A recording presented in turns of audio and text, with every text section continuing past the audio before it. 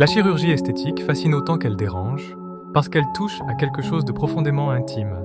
Le regard que l'on porte sur soi est celui que les autres posent sur nous. Elle ne parle pas seulement de corps ou de traits, mais d'identité, d'image et de la place que l'on pense occuper aux yeux du monde.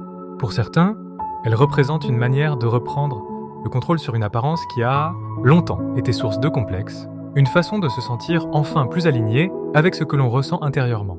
Mais pour d'autres, elle provoque un malaise plus diffus, presque silencieux. Comme si modifier son apparence brouillait une frontière invisible entre le naturel et l'artificiel, entre ce que l'on est et ce que l'on montre.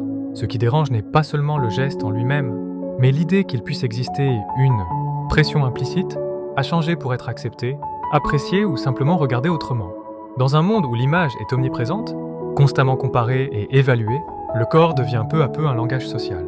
Il raconte une histoire, parfois avant même que l'on parle. Dans ce contexte, la chirurgie esthétique peut apparaître comme une réponse silencieuse à des attentes extérieures que l'on ne formule pas toujours clairement, mais qui sont bien présentes, nourries par les réseaux sociaux, les standards culturels et le regard permanent des autres.